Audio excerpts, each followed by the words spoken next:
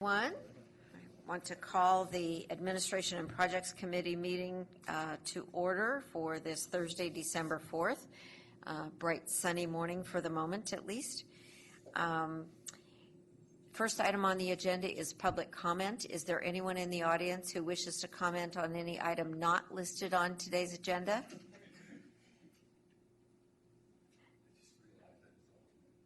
Are you somebody up here?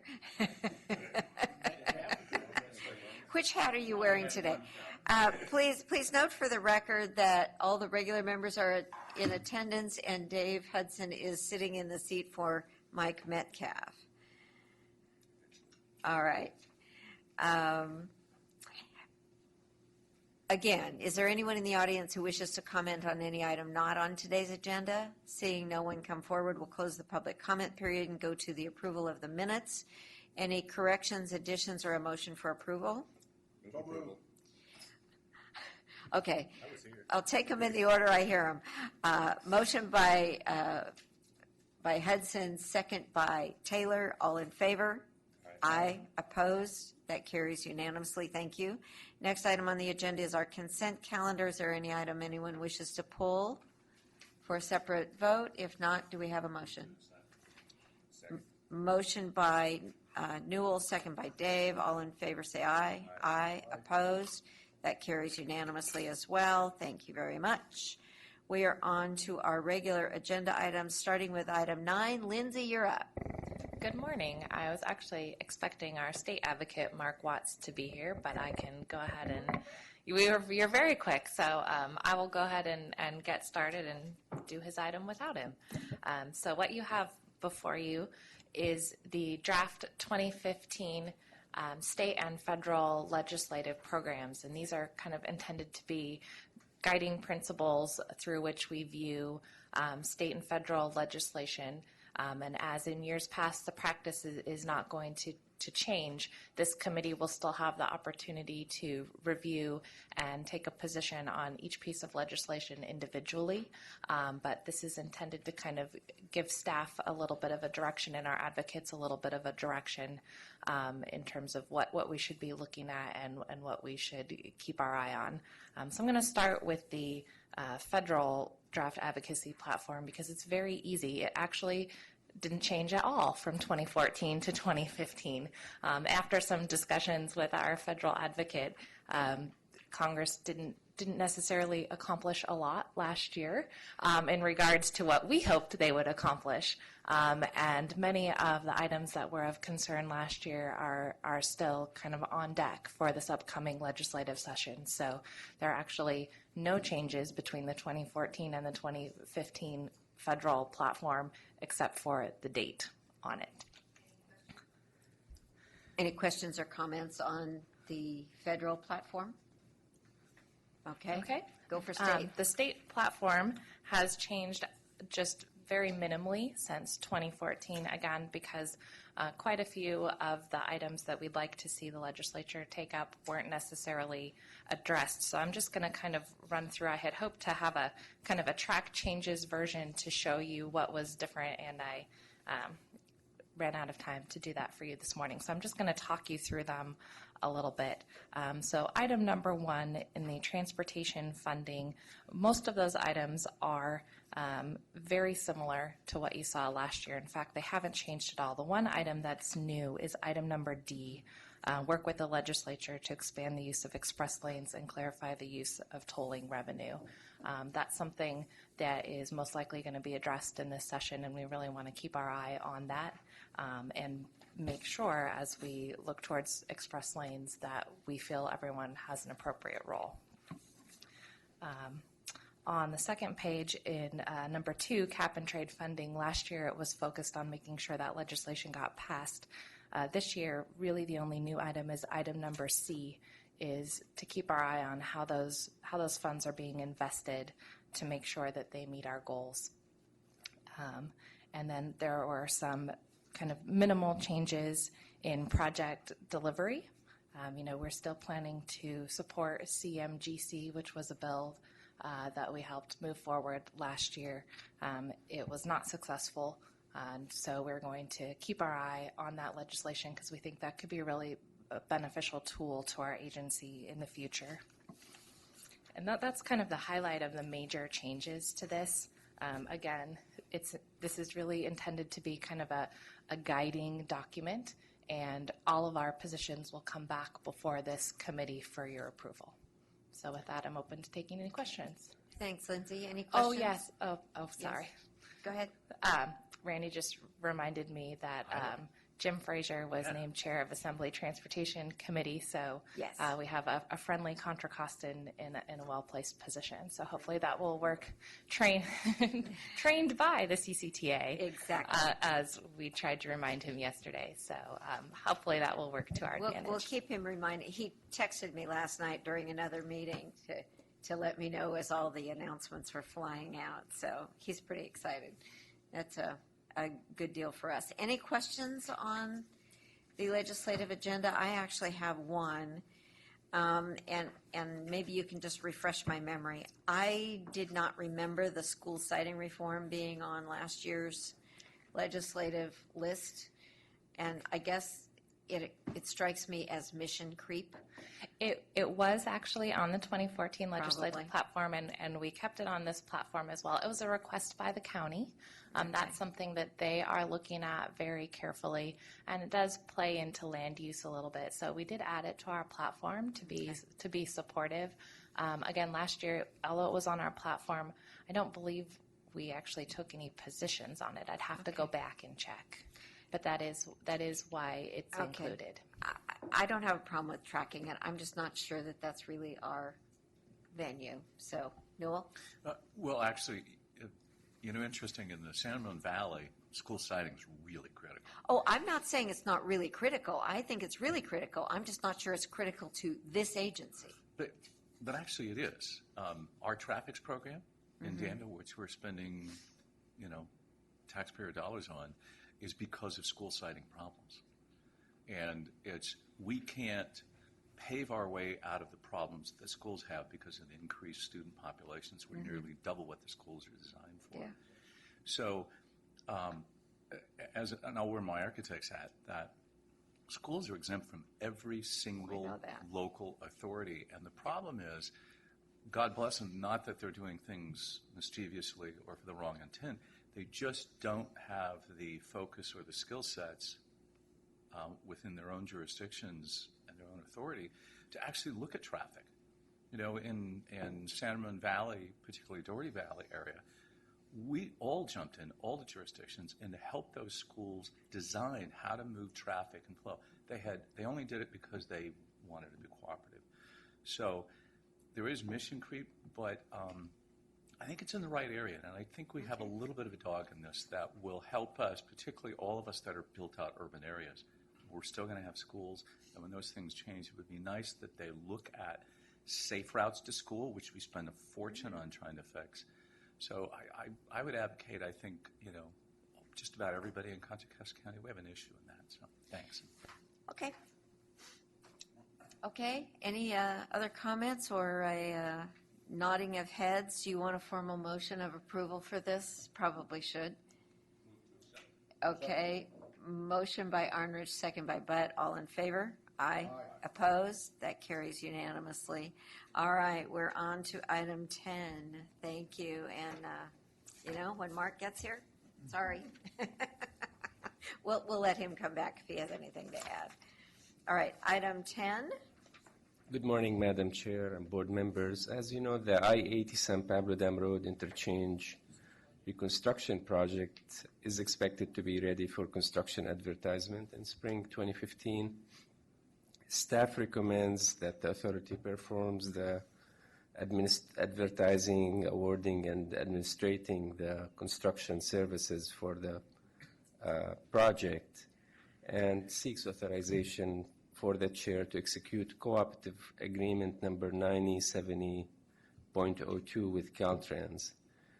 The co-op agreement outlines the responsibilities of CCTA as well as Caltrans and the process for the reimbursement of construction costs by state funds. With that, I'll conclude my report. Any questions? I just want to say I think this is a great idea. And I think if we learn some good lessons from this, and how to move things faster, better, I think this is the right direction. I'd move the item. Motion by Arnrich. Okay. Second by Hudson. I would agree. You know, we've proven that by working together collaboratively with Caltrans, we can actually execute and move our projects better and maintain the budget more effectively, which I think is as important as getting them done on time. So we have a motion and a second. All in favor say aye. Aye. Opposed? That carries unanimously. All right, very good. On to item 10. Morning, APC. Oh, are we on 11? Yes, we're on 11. Sorry about that. APC Chair Pierce, members of the APC. My name is Randy Carlton. I'm the CFO for the authority. Beginning on page 11.1, staff is presenting the financial statements for the fiscal year ended June 30th, 2014. It's about 100 pages of information here. We prepared maybe 6 or 7 slides to bring to the surface some of the more pertinent points that would be of interest to the APC. But by all means, if there are any questions, if you'd like us to go into any more detail, please do not hesitate to ask. Just a couple of words, and then I will turn it over to Brian. The fiscal audit is a very important process to the authority. It really does demonstrate our stewardship of the tax dollars that we're responsible for. It provides transparency to the taxpayers, to other readers of our financial statements, that it's important to them to know how we're doing, such as bond rating agencies, our bond investors. We comply with the accounting standards. One of the important parts of this process is to invite, or not to invite, but to contract with an independent auditor to come in and examine our financial statements. And they render an opinion as to the reliability of our financial statements. In the business, we refer to it as a clean opinion if that auditor expresses an opinion without any exceptions or material findings to suggest that those statements are not materially representative of the financial position of the agency. I'm pleased to let you know that we do have a clean opinion. We have had that independent look from our auditors. Sitting at the desk is David Bullock, the managing partner for Macias Ginny O'Connell. He is the responsible in charge for the independent audit, and he will have a few comments to make in regards to the management letter. And that's another part of the process where we take a look at our internal controls. And then to his right, of course, is Brian Kelleher, the finance manager, and I've asked him to go ahead and present a few slides to the APC. Thank you, Randy. Good morning, Chair Pierce and Commission members. As Randy pointed out, we're here to talk about the CAFR, so I'll just get right into the sections. The CAFR is typically broken into about 3 sections. It includes the introductory section that goes through the transmittal letter. It's just a letter from the authority talking about about the audit and the different things going on with the authority. The financial section gets into the details of the financial data. The most important piece is the management's discussion and analysis. It's really an overview of the financial data, gets into all the details and walks you through the position and the changes year over year. And then the statistical section is a section at the end of the CAFR that'll go through and give you some countywide information, demographics, as well as 10-year histories for sales tax and as the bonds and the bond payments and different things like that. The first thing we're going to look at is the statement of net position from the MD&A. And the biggest thing you'll notice in there is cash position increased about $6 million. But you'll also notice that the restricted cash decreased about $63 million. And what that is the bond proceeds from the 2012 bonds. And that's used to fund the construction projects that are related to Measure J. The deferred inflows and outflows are related to the swap agreement, and the balance on that at the end of fiscal year 2014 was about $38.5 million. The change year over year was about $1.7 million. That takes pretty much care of the net. And then the other component is the revenues that come in and come out. As you'll notice up there, the sales tax revenue, which is the backbone for the authority, increased about 1.5%, $1.1 million. Capital grants is going out and getting the different items went up about $10 million. Administration stayed at about 81% of the 1% on the salaries and benefits. And the change in net position at the bottom, you can see the change is all directly related to the drawdown of the bond proceeds. And then some of the highlights from the governmental fund financial highlights for the year ending June 30th, 2014. Sales tax revenues increased. Investment income increased about $0.6 million related to better returns and better investments throughout the year. Federal, state, and local increased about $41.1 million. On the previous slide, the statement of net position shows the accrued piece, whereas this is the actual dollars that flowed into the authority. That's related to the Caldecott Tunnel and the Highway 4. As you'll see, RM2 money went up about $25 million. The BATA went up about $6.4 million, and then Fed increased about $3.6 million. Salaries and benefits we discussed. Program expenditures increased about $3.1 million. Local streets and maintenance increased about $0.2 million related to the increase in sales tax revenue we received. Transportation projects decreased about $49.5 million, directly related to the Caldecott Tunnel. Debt service paid is $27.9 million. That makes up the interest and principal. Principal payment was approximately $12 million. Transfers in and transfers out in the fund financial statements, you'll see is directly related to the bond proceeds. As we draw down the bond proceeds in the debt service fund, we transfer it over to the general fund to pay the transportation projects. In the authority disclosure in the notes section, it kind of breaks down all the individual cash and investments, long-term debt, pension and other post-employment healthcare benefits, and net position fund balances. Some of the highlights there is we have about $139.5 million invested. In investments is $110 million. We have about $30 million in LAIF. The long-term debt, we have about $378.4 million in outstanding bonds. And the swap agreement, we have the fair value of about $38.9 million. And it's for the disclosure in the pension plan and post-employment, we have the defined contribution rates and the actuarial information in the notes section as well. Net position and fund balances, unrestricted net position deficit of $413 million. That relates to the debt service.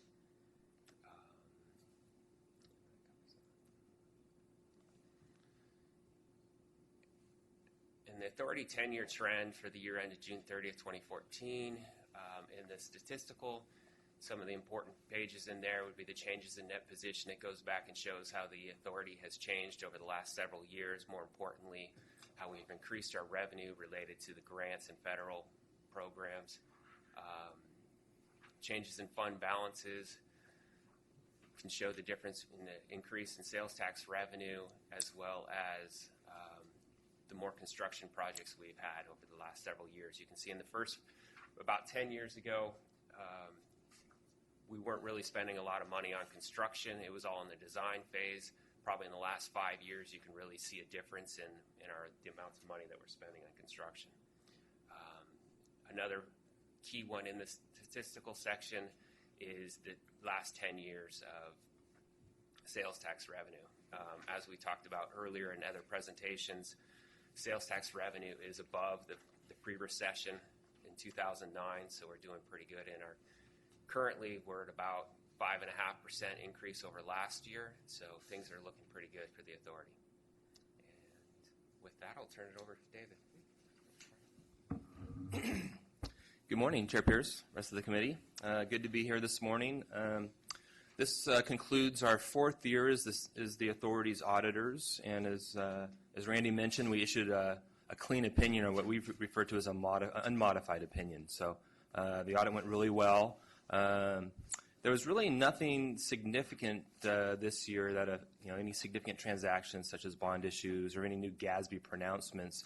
As you may recall, we early implemented last year GASB 65, which is recording of the deferred inflows and outflows activity. So this year was really pretty straightforward. And next year, obviously, the pension standards that we've been talking about over the last couple of years will come to fruition, and you'll definitely see a significant change in your statement of net position, which is essentially your balance sheet. And you really don't, if you look in your disclosures, disclose the authority's position in the pension pool, because it's a cost-sharing pool, and so it's really not identifiable to any one particular governing sponsor or government sponsor. So what CalPERS is doing is putting together required schedules to allocate your proportionate share. So that'll be the first time that you'll really get an indication of what your share of that overall pension pool is. So that'll be a pretty significant change in how the pension information has been presented in the past. Obviously, you'll continue to make your contributions as you have in the past, but we're really talking about accounting changes and how it's disclosed. So that'll be next year, and that'll be a big change. But this year, there really isn't any really significant changes. The operations are very consistent. The management letter that we provided outlines our excuse me, outlines our required communications, and we choose to put that in writing so you have that in front of you in case you want to refer to the results of the audit. But just verbally, we want to say that the audit went really well. Staff was very cooperative and did a great job closing the books. We came out, finished our field work as planned, and we're happy to respond to any questions that you might have on the audit. Any questions? Wow, really no questions. Newell? Is there first of all, you guys do a wonderful job, and Randy, it speaks well to have a top-notch group out here kind of looking in your back door and coming up with the conclusions that I think we all agree with, that you're doing a wonderful job. On sales tax, we're finally, last year we were even with our peak, which is in 2008. Now we're about $1 million plus over that. But it was a really small increase this year. And compared to other areas, that was a lot lower, it looks like. And I'm wondering, do we have a chart that would show us kind of region by region or city by city within Contra Costa County what's happening sales tax-wise? I didn't see that in here. That might be worth looking at just to kind of understand, because it's going to portend the future. If we're seeing, for example, if one of our major retail centers is dropping, then that's a concern. If it's a shift, that's something else. But it might be good because that 1.5% increase is pretty low for 2014. So it'd be interesting if we have that to look at. ABC Chair Pierce, certainly we can provide that information of what's going on in other jurisdictions. The story behind the numbers here on sales tax, granted, when we compare year over year, it's 1.5%, as you noted. How the state distributes the money to the local jurisdictions isn't necessarily in the same timing as when the funds are collected at the retail location and paid to Board of Equalization. When we analyze that data, the actual sales data, which would give you a better indication of just how things are going in the economy locally, we've done that analysis. And when we look at the sales data, we showed an increase of 5.74% over the prior year. So, there's more to it. Granted, 1.5 on the surface may not look too impressive, but when we do look at the actual sales tax data of the sales, it is stronger than what it would suggest. So because of that delay, Randy, is that, and I know they're doing it for accounting purposes to manage their cash, do we expect then that to be picked up in 2015 And will that have a higher bump, or will going forward, unless they make a change, do you think that that will right itself going forward? It is reported in the next fiscal year. Okay. And the other, I'm sorry, Randy, you want to make a I comment? was going to just Yeah, I was- follow up One on more. that to clarify. That includes all the true-ups and all of that so that we have the complete package, not like sometimes when we're lacking a true-up by 3 months or something like that. Okay, so is that going to affect our real growth projections for our next year's budget when we look at that? Because right now we're sitting on, what, 1.5% is our assumption for real growth? Yeah, that's something that we'll have to look at as the year unfolds. It could have a bit of a skewing effect for that first quarter, but there's always the final quarter of next fiscal year where we're going to be facing that same anomaly. So over time, when you look at several years, it should be balancing out. Right, because what I was, that's exactly, Julie, what I was going to get to. I was just a little concerned because that's a small enough growth, and the fact is even though we have background, we've kind of taken a conservative role here. We cannot overestimate because then we'll not succeed in providing Exactly, but on the other hand, we don't want to grossly underestimate because we want to be able to get things done. Right. So it would be important, though, that maybe there's a supplemental data that to support our budget and for us to be sitting here saying, yeah, I'm going to go ahead and ignore something, then we need a pretty clear asterisk there that says, by the way, here's an explanation, and what we see is real data. And I think there's a good footprint of that. and that detailed data would actually be very interesting, I think, to see. Yeah. And then, to see it city by city is in what the county's doing, because that also knows, because each of us in our own jurisdictions kind of know what's happening there. And again, if we see areas that are normally the trend leaders and they're falling or they're changing, then that will give us as, the policymakers some, information to judge what that future looks like. The second thing, I just want to make a positive comment too, is on our in-house costs. We were $129,000, $126,000 below our budget, and appreciate staff keeping an eye on things. Thank you.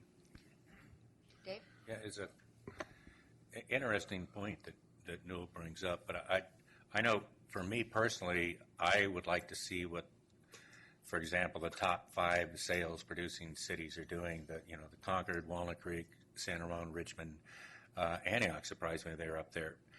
And really the ones that are kind of on the border, because I don't see us growing that much. There are very few cities that grew when you looked at the difference in population. So where are these people buying? But the ones that are on the border of Alameda, how much are we stealing?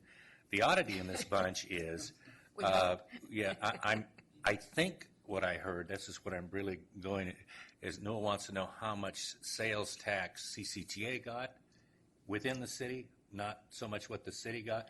Well, and I'll it's tell the you, same number. It's well, just our share of that number. But the difference is, at least in San Ramon, and I wish I had this stuff in front of me, and I hope I'm not misquoting it, we made this agreement with Bishop Ranch when we annexed them, and the county takes more of the sales tax, I believe, and we get more of the property tax or vice versa. So what I'm really looking at and would like to see is, here's this project coming up in San Ramon that is supposed to be a fairly large sales tax generator, and we get about 1%, so I just figured off the top of my head that you're going to get about half of that. And I'm going, this is a fairly decent little jump right there if we could ever get it. That's why every time it comes up at one of our meetings, they go, when are you going to break ground? When are you going to break ground? So when you go into San Ramon and see that 2-story white building torn down, you'll know that it's getting closer. But that, and I'm not sure what he's doing at AT&T, but it would probably be wise to take a look at it when you're trying to figure it out. I don't know what Tom's doing in Richmond or what's going on in Concord, but yeah, that's what I figure you guys do. And that's the key point, is what new is coming up that's going to help push it up from that 75 mil. Randy? So Commissioners, I had asked Brian and Randy to take a look at the sales tax receipts city by city. And so we've got that information. Brian's done a great job of breaking all that out. We can add that to there. We do look, and Brian is doing a great job because we've just got back from Standard & Poor, and it was Fitch, right? Fitch, yeah. And they asked the same questions. And so, we don't, for example, the city of Richmond is given authorization for Chevron to re-refine their refinery, I guess, or upgrade, modernize. That's $1 billion investment. Now, we see that on the horizon, but we don't want to put that in a projection. Right. Well, they're going to buy some materials. Yeah. They're going to be purchasing, but whether it's in Contra They're going to be Costa buying or a lot of, so somewhere if it's $1 billion upgrade, they're going to buy some steel and somewhere. Hopefully it's here. And so we see that so we do track utilities and things like that to try to make sure that we're in the ballpark with our projections and not overestimating, God forbid, but also not grossly underestimating. So I think Randy and Brian are on top of these. I think, David, you'd agree, right? We're trying to do everything we can to make sure we have the right projections. And if I could just add one more comment to, how we go about doing projections here.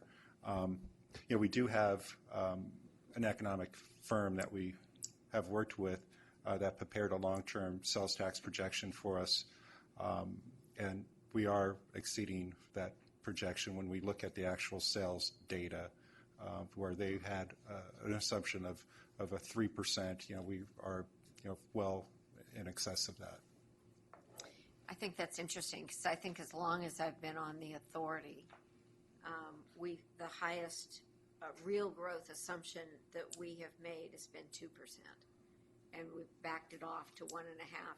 And, I think it's served us well to be conservative because when it actually comes in better than that, you're in good shape, but you don't get caught short and having to disappoint people even more than we have in the past. So, even though we had to scale back on our percentages that we funded, I think it's served us well. But it will be interesting to see if there's a dramatic difference in how we ought to take care of incorporating that. Okay, Julie, so I think we had, Julie? yes, I'm sorry, Bob. That's right. Question to the novice. The gas tax, obviously the prices. How's that going to affect us? If this thing goes somewhere in Texas, I think gas now went to $1.99. So we drove out there and filled up. We're too close to the refinery. We can't get that price. Well, Tom's going to truck it in on a rail. What's gas? What's that going to do to us? On some of the reports that I've looked at, gas tax that we receive at the authority is in about 11 to 13% of the revenue that we receive. One of the biggest sales tax producers is new car sales, and those haven't seemed to drop off any.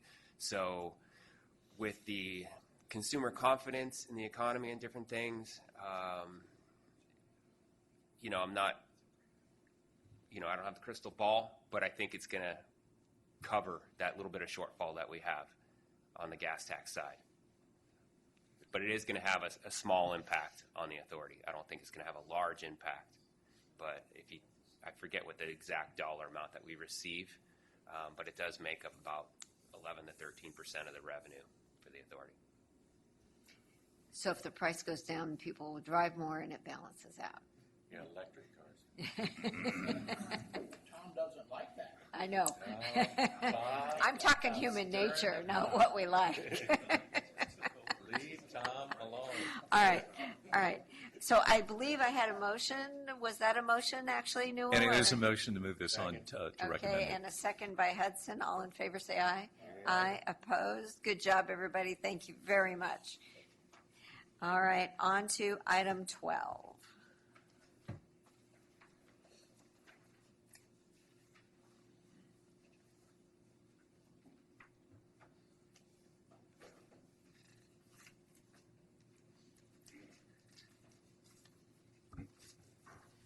Good morning, Madam Chair, Commissioners. My name is Ivan Ramirez, CCTA staff, and this is just an information item.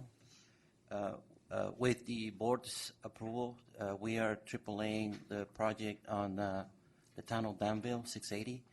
This is the project that is following up right behind the auxiliary lanes that we completed the project over the summer.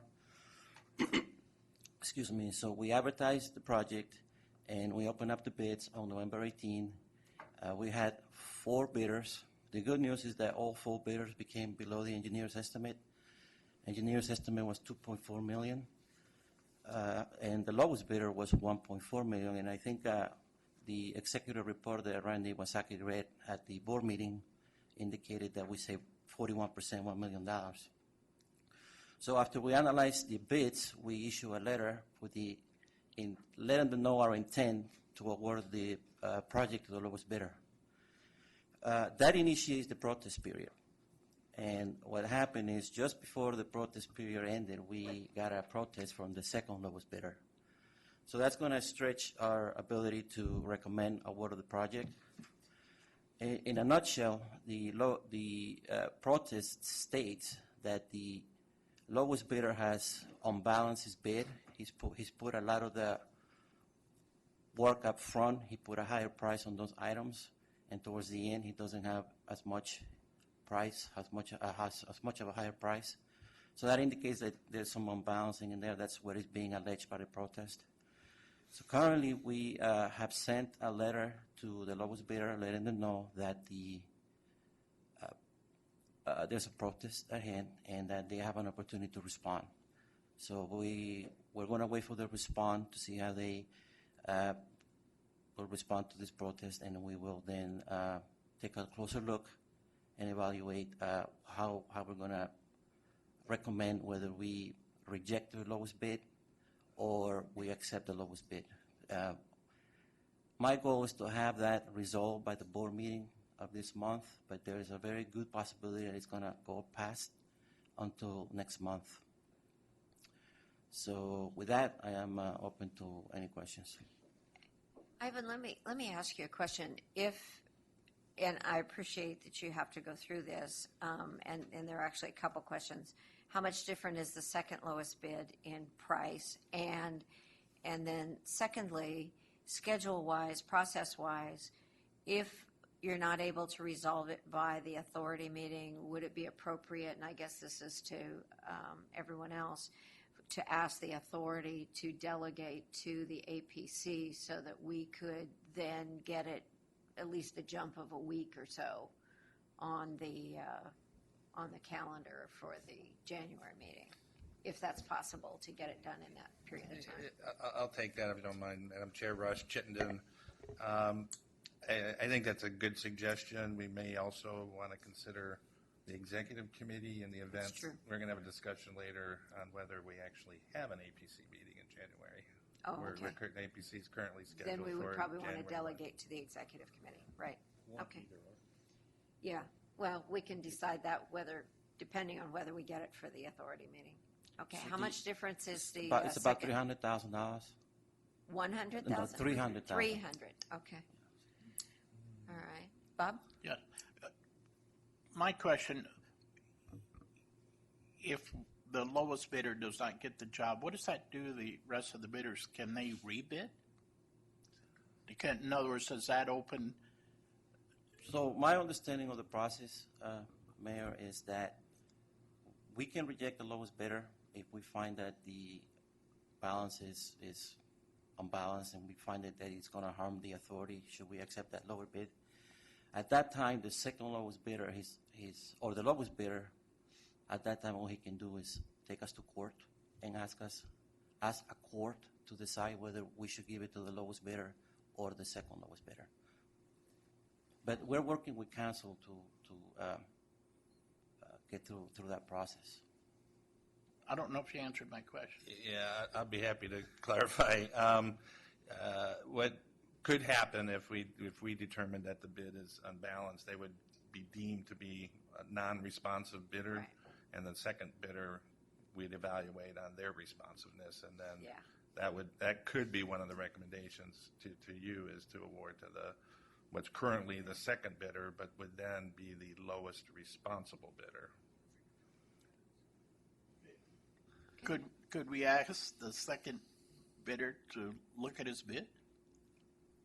No. No. Because we No, the bids. Because the bids now all are- of a sudden, bids are everybody firm. now knows the bids, Yeah, the bids are firm and they're held for a period of time. period of time Yeah. to act upon. Yeah. Got it.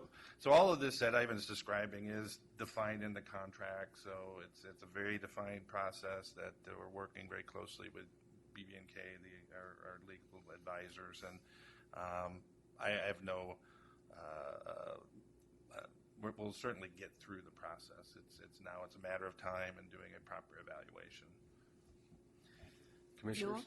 Oh, I'm sorry. I'm sorry. Go ahead. I was just going to say, with more, when we AAA projects, we have more of these administrative duties. We have more control, but we have to deal with protests, we have to deal with claims, notice of potential claims, but you have more control. And so Ivan's doing a great job of making sure that we follow the specifications so that we're still an owner of choice. We know that the contractors are going to be treated fairly when they do protest a bid. And so we're taking this and we're going through the process of the analysis. The other option, and I don't recommend it at all, but another option is to reject all bids and go rebid. But the problem there is everybody's opened up their books. Yeah. And so that's not something, that's probably the last resort that Right. you as a board want to think about, but that always is an option. If they all came in way over our engineer's estimate, then Yes. we would look at doing that, but not when they're all below it. Newell? So just to be clear then in the process, if we do end up at a point where we reject the lowest bidder and we go to the next, that also reopens a protest period for that. That's right. And the potential for a lawsuit. Right. And we all experience this. So Sure. is there, did we get enough detail, or were these just lump sum bids, or did we actually get breakdown that we actually, on our own analysis, can kind of see it on a comparative basis? Those of us that do this all the time, you can begin to tell a story by looking at that detail as to how somebody bid it and why. Do we have any information that's leading us to say that, no, we're confident still in that low bid? The evidence that we have so far, we haven't taken such a close look at it because we want to hear the response of the lowest bidder, but the range of the item, this particular item is plan establishment is the item that's really in question, and that's what happens after most of the work is done. If you look at the range of the other bidders, they seem to be relatively higher than the lowest bidder. So that it's a small indication that perhaps this item might be bid too low. Okay. But to answer the other part of your question, there is different items. It's not a lump sum. Okay, so There's there's some several detail. lines. Several line items that we can look at. Okay. And I just, obviously know that this is time sensitive because this was a project that stripped out hundreds of trees, right. every single plant that exists, and the only thing there are some weeds, and it went from a lush environment to the bare naked person look. Into a lot of mud right now. And a lot of mud. And it's also something, with staff rushing this forward was to get it done because you want to plant, in the dormant season to give plants a chance. Right. So appreciate all that you're doing to move this forward. Awesome. So we'll get an update at the authority meeting. Yes, you will. Awesome. Thank you, Ivan. Thank you. That's wonderful. Okay. But also, if you need to, you have the latitude for executive committee. Well, if we need it after the authority meeting. Okay. He's working between now and the authority meeting to figure out Okay. what we can do, and if we can get a decision by then, we're great. If not, we'll kick it to the executive committee. All right, on to item 13. I'll take that one, Madam Chair. Ross Chittenden, Deputy Executive Director for Projects here at the Authority. And item 13 is an action item seeking your approval to release a request for qualifications and proposals for a program project management services contract.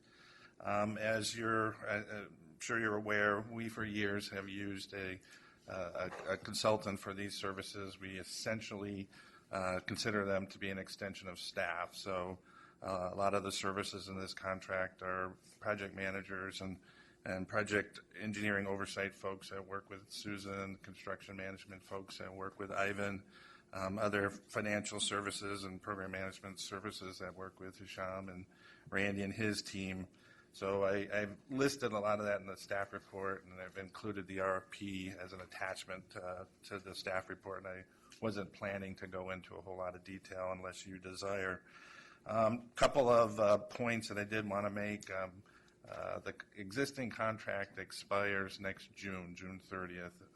We entered that contract through 2.5 years ago with Parsons Transportation Group for a 3-year term with option year 4 and year 5.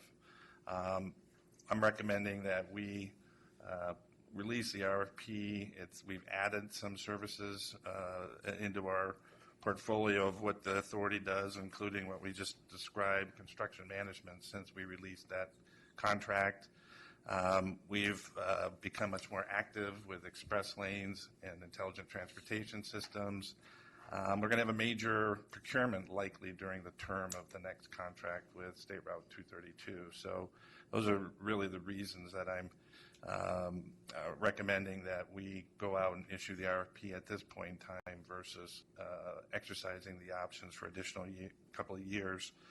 The current contract averages about $2.4 million a year. The staff report says 2.2. That's in error, and I'll fix that. The other point I think that I'd like to just talk about, it's in the staff report. We, because of the nature of the work performed by this consultant, oversighting other contracts. So as a project manager, as a construction manager, you're managing other consultant contracts. So we've had a long policy that this would be deemed to be in conflict, and that the successful firm would not be allowed to bid on our design work, our construction management work, just so that we don't have that real or perceived view of a conflict. And then I put in, and if you've looked at the RP, you've seen it, really going to stress local business participation. We have a policy of up to 7%. So I'm really going to make sure that we take a critical look at that so that this contract goes to local firms. So I'll leave my staff report at that and be happy to answer any questions about the process or the specific tasks that are in the RFP. Wonderful. Newell?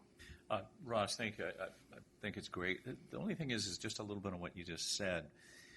There are some, you're asking for a little exception too, which is for those who have other projects. You don't want to eliminate people, but by making that exception, isn't it opening the door?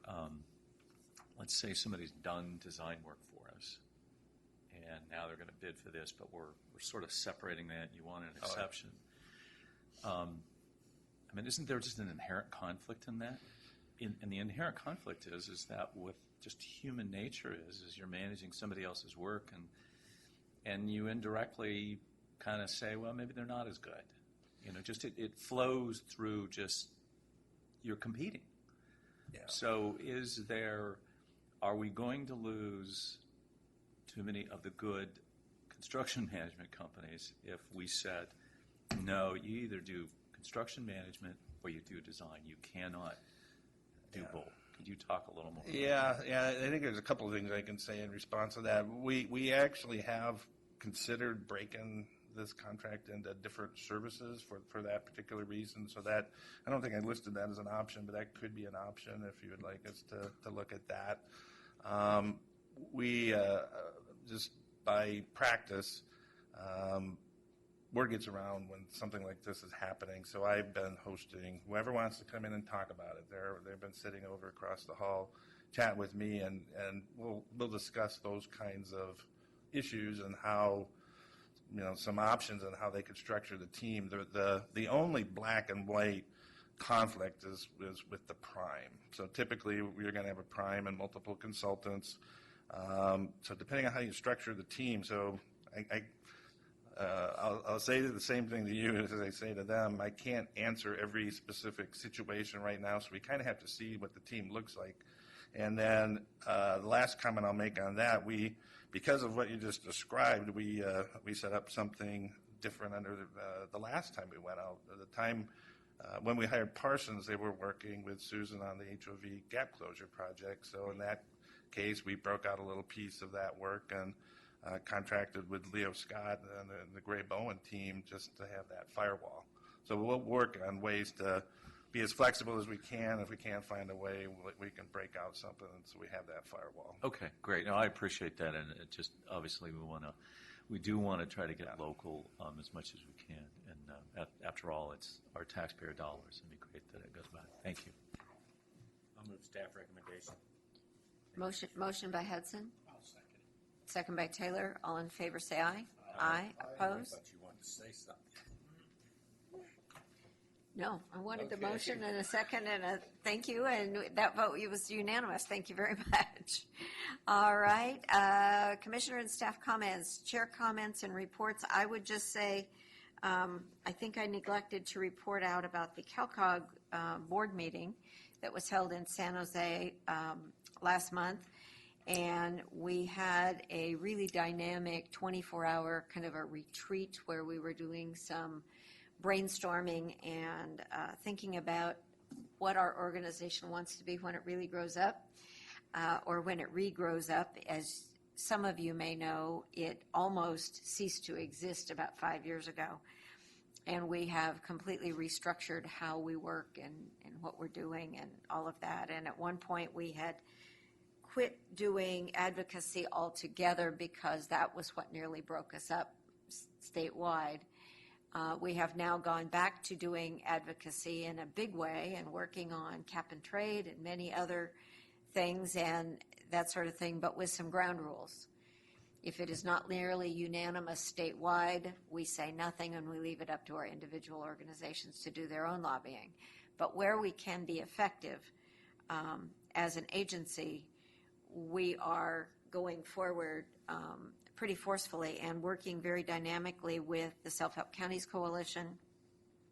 We've increased our membership in CalCog significantly by adding a lot of the self-help counties and the other CMAs. We're also working very closely with the League and CSAC on legislation and trying to pull together a statewide coalition that can be far more effective and speak for our cities and local governments. And that really is what we're all about, is that dynamic synergy that we can bring together. We outlined some goals for the next year that we want to work on.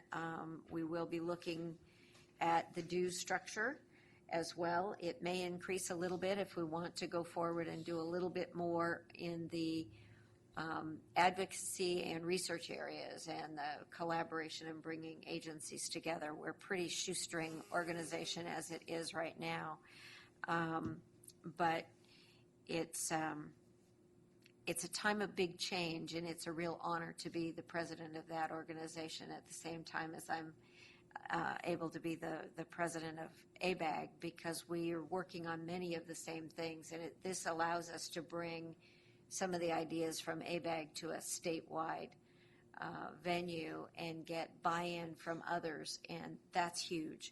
So looking at transportation funding, that's one of our primary objectives, and as your delegate there, I'm beaten on that one all the time.